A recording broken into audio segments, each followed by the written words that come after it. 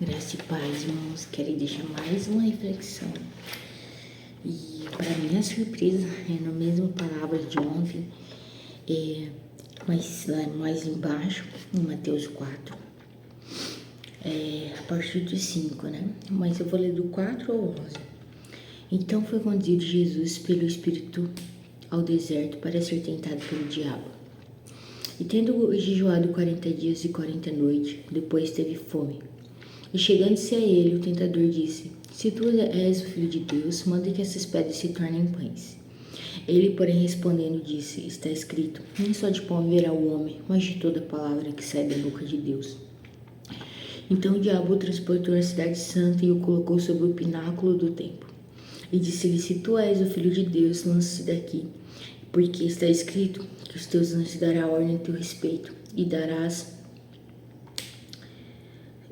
e tornar-te-ãos nas suas mãos para que nunca tropecem em alguma pedra. Disse-lhe Jesus, também está escrito, não tentarás o Senhor teu Deus. Novamente transportou o diabo a um monte muito alto, e mostrou-lhe todos os reinos do mundo e a glória deles, e disse-lhe, tudo isso lhe darei, se prostrar e me adorares. Então Jesus disse, vai, Satanás, porque está escrito, ao Senhor teu Deus adorarás, e só a ele servirás. Então o diabo o deixou, e eis que chegaram os anjos e o serviram. Amém? Eu li tudo porque faz uma conexão muito legal. O entendimento que o Espírito de Deus trouxe ao meu coração nessa manhã. Aqui, no início, já no 1, diz assim que então foi Jesus conduzido pelo Espírito ao deserto para ser tentado pelo diabo. E tendo jejuado 40 dias e 40 noites, depois teve fome. Chegando-se a ele o tentador, e aí vai seguindo. Então aqui nós temos três fases, três situações aqui de Jesus. O Espírito de Deus não leva Jesus ao deserto para ser tentado de uma maneira despreparada. Não. E há um momento de preparação de Jesus. E esse momento é os 40 dias e 40 noites em que Jesus fica no deserto, recluso, em jejum e oração. Ele não estava apenas se abstendo da carne e se alimentar, mas ele estava em contato direto com o Pai, porque nós sabemos, em nome de Jesus, esse entendimento que o jejum espiritual, ele não vem no só, não vou comer, não vou beber, não vou deixar de fazer isso, mas ele vem numa conexão íntima e profunda com o Pai. E aqui era esse momento de preparação, em que Jesus estava sendo preparado, 40 dias e 40 noites. Após esses 40 dias e 40 noites, o próprio Espírito de Deus disse assim, você vai ser levado. Então o Espírito de Deus leva Jesus. E aí há esse direcionamento. Mas também fala que depois desses 40 dias e 40 noites, ele teve fome. Então houve o preparo, houve a necessidade, e só depois veio a tentação. Isso quer dizer que nós caímos lá, salvo engano, em Filipenses. Eu sou muito ruim de gravar os livros da Bíblia onde está escrito, mas a Bíblia diz assim que Deus não dá prova sobre-humana a cada um que você não possa suportar. Então, ele nos dá o preparo, em tudo ele nos dá o escape, a palavra de Deus diz. Então, aqui, antes que Jesus fosse tentado, ele foi preparado pelo Espírito de Deus. Ele foi conduzido pelo Espírito de Deus. Muito antes de ser conduzido à tentação, ele já estava sendo preparado com os 40 dias. E então, houve a necessidade física dele de fome. E aí então veio a tentação, porque a tentação do maligno, como nós conversamos ontem, ela vem tentar usurpar aquilo que é espiritual, utilizando as coisas que são carnais, momentâneas. Amém? Só fazendo esse link. Aí a gente vai seguindo aqui. A palavra de Deus vai dizendo aqui que o diabo começa a argumentar com Jesus, né? Por isso que fala que é o advogado do diabo, né? Além de ficar argumentando, ele ainda perde a argumentação. Glória a Deus que ele perdeu.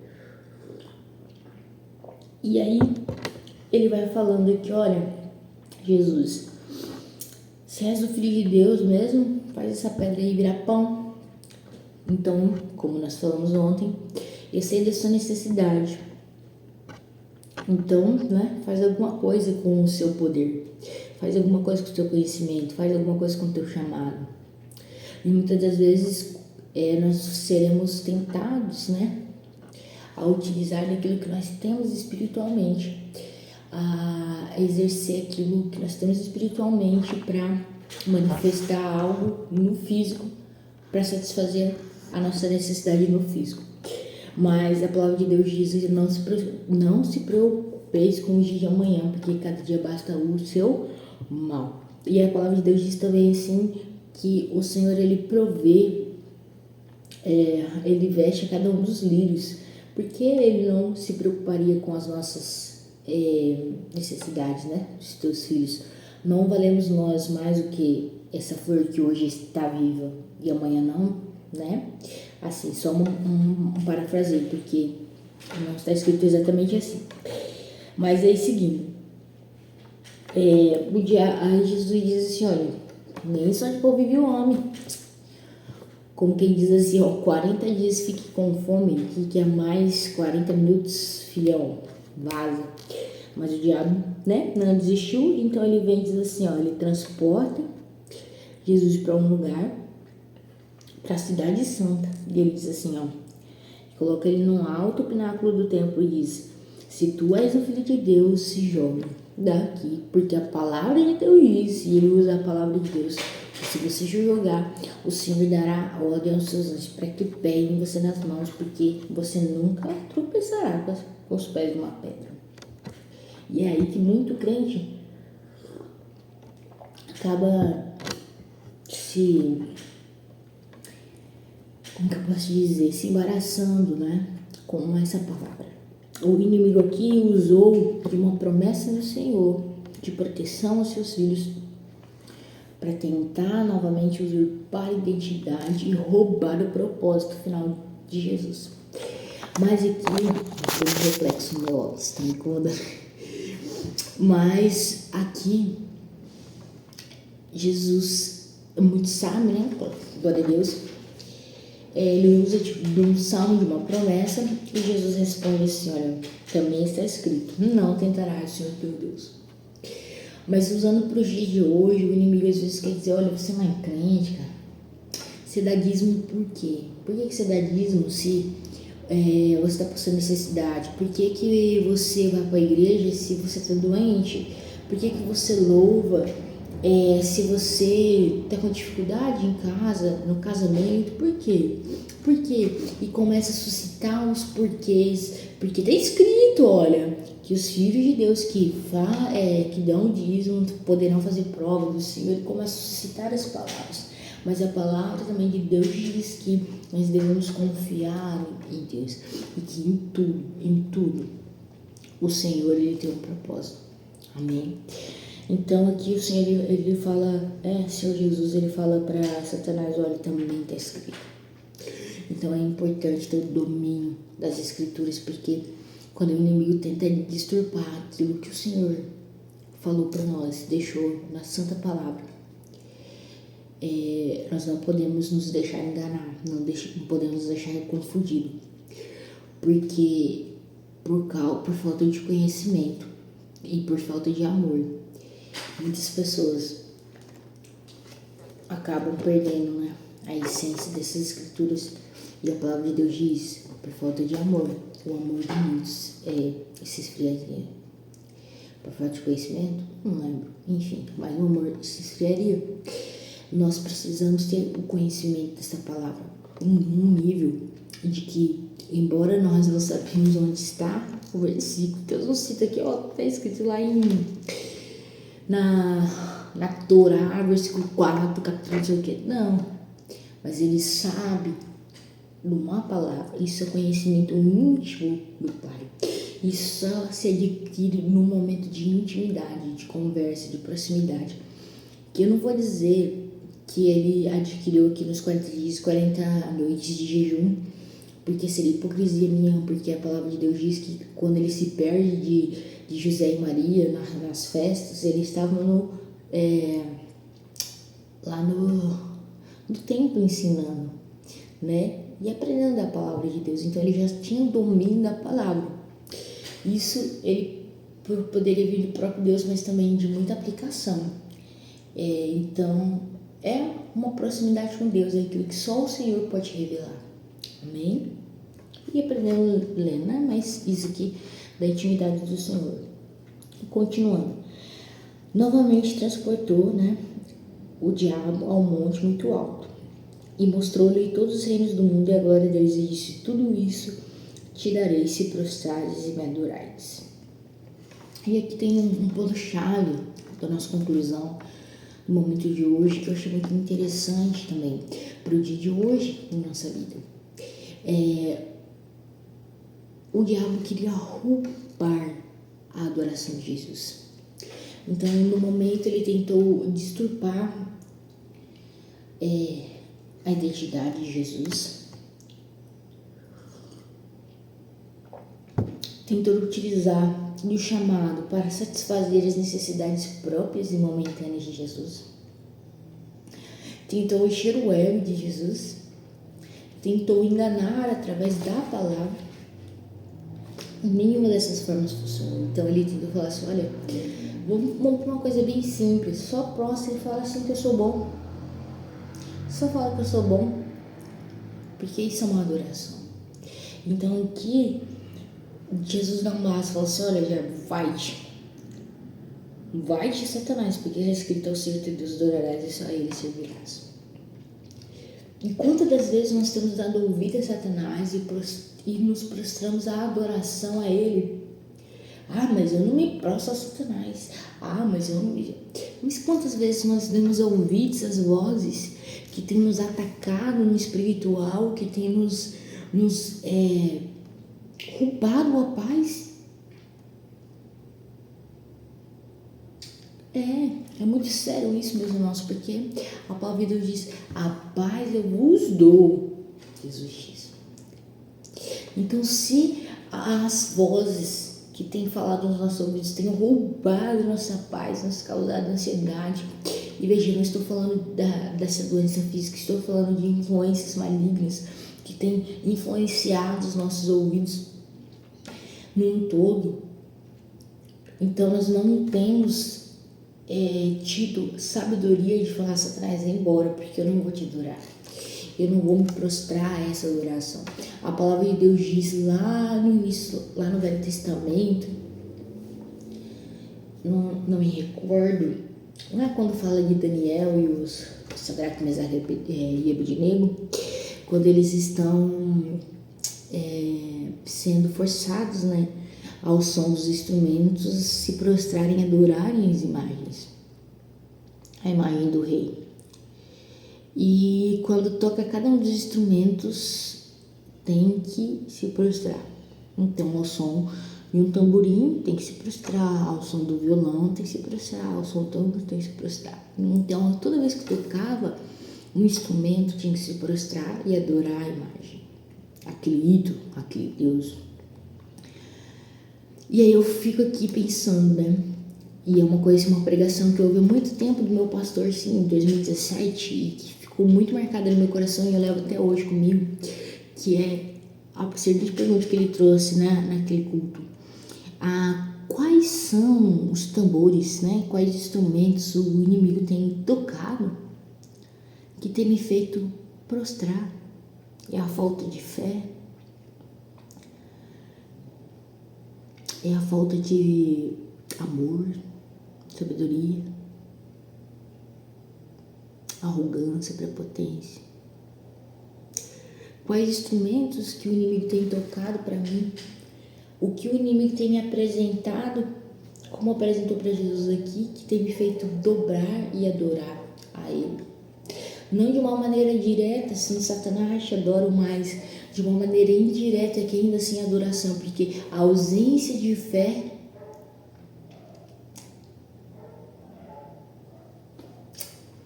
né? Fica a dica aí.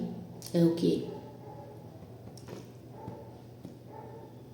Incredulidade, falta de confiança.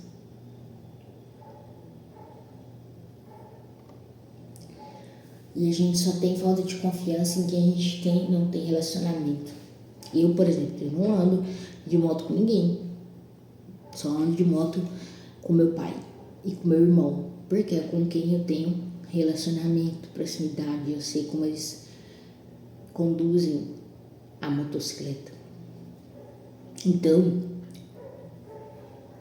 há alguns instrumentos que o inimigo tem, e instrumentos, né, para fazer, né, essa pregação de Daniel, e mais alguns reinos que o inimigo tem nos apresentado de forma sutil para fazer com que a gente se prostre a ele e adore. Então, que nessa manhã nós possamos ter esse entendimento amplo de que aquilo que o Senhor nos dá, aquilo que o Senhor nos apresenta, ele é firme. A palavra de Deus diz que a vontade de Deus, ela é boa, ela é perfeita e ela é agradável. Boa, perfeita e agradável. Ela não é só boa, ela é perfeita e ela é agradável. Então, que nós possamos experimentar o completo, né? Esse ser completo da vontade de Deus. E para que nós possamos viver essa plenitude, nós precisamos renunciar na nossa carne, o nosso prazer momentâneo, como Jesus fez, de ser alimentado ali naquele momento. Nós precisamos renunciar ao nosso ego momentâneo, de ter reinos prostrados aos nossos pés, como Jesus fez naquele momento. E também precisamos ter a noção de que a Bíblia, né? A Bíblia, a palavra, as promessas de Deus, ele não gira em torno da minha necessidade, porque com Jesus não foi assim. Por que seria comigo? A palavra de Deus diz que ele não poupou o próprio filho.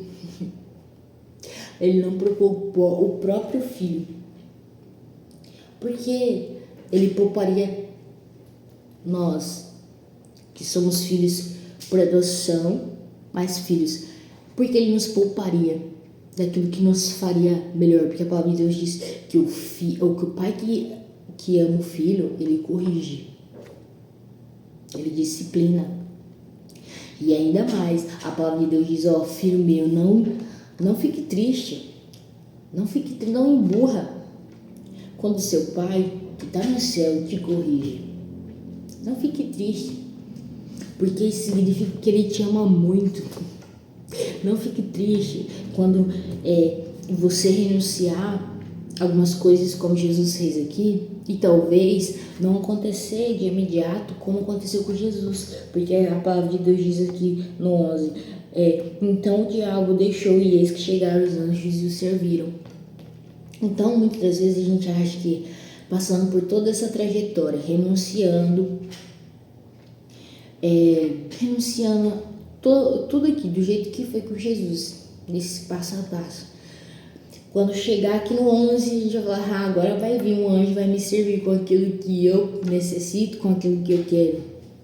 Vou dar um exemplo: agora vai chegar um anjo aqui com o meu T-Cross, porque eu renunciei tal coisa, porque eu fiz tal coisa, porque eu não me prostrei e adorei Satanás nessa situação, porque eu não reclamei, não murmurei nessa situação. Não. Que nós não tenhamos essa arrogância e prepotência de achar que a palavra de Deus, ela é movida para me satisfazer. E é muito duro pensar nisso, mas aqui logo o diabo deixou, porque a autoridade de Deus estava sobre Jesus. O diabo deixou e logo chegaram os anjos e o serviram com pão lá, tá, enfim. Talvez logo depois de tudo isso, da sua tentação, que você venceu, vai chegar os anjos e vão te servir, mas não vão te servir o que você quer, que você acha que precisa. Talvez os anjos não vão me servir com o meu T-Cross, os anjos vão me servir com um Ford Ka, vamos supor. Essa é só uma hipótese, eu não sei. Só uma conjecturação. Então, que nós tenhamos entendimento de que Deus, o nosso Pai, que está no céu, conhece a minha e a sua necessidade. Que Deus, que está no céu, sabe o que é o melhor para mim e para você. Então, se eu não tenho hoje, eu repito essa frase que eu vi no Instagram, se eu não tenho hoje, eu não preciso hoje. Eu não preciso. Eu não preciso. Então, que nós estejamos felizes e alegres, porque esta é a vontade de Deus para nós. A palavra de Deus diz assim, para encerrar, né, que esse dia ficou maior do que eu esperava. A palavra de Deus diz assim, que todas as coisas cooperam para o bem daqueles que amam a Deus e agem segundo o seu propósito. E essa palavra aqui, de Mateus 4, ela elucida muito bem o que é essa palavra da cooperação diz. Tudo cooperou para o bem de Jesus aqui. Ah, mas ele morreu, mas ele ressuscitou. Mas ele ressuscitou. Mas ele ressuscitou. Não importa que você fale para mim, ele ressuscitou. Ele ressuscitou. Aleluia. Então, todas as coisas cooperaram para o bem de Jesus. Ele passou fome? Passou. Ele foi tentado? Foi tentado. Ele foi humilhado? Ele foi. Mas tudo cooperou para o bem dele. Porque ele agiu segundo o propósito de Deus, ó. Aí vem aqui e coopera para o bem dele aqui, ó. Eles que chegaram os anjos e o serviram. Amém? Então que essa palavra fique no coração de vocês. Peço perdão se não é uma coisa muito simples, né? Eu não tenho estudo nenhum, é só um entendimento do coração. Que o Senhor possa alcançar o coração de vocês da mesma maneira que Ele me alcançou através dessa palavra. É que nós tenhamos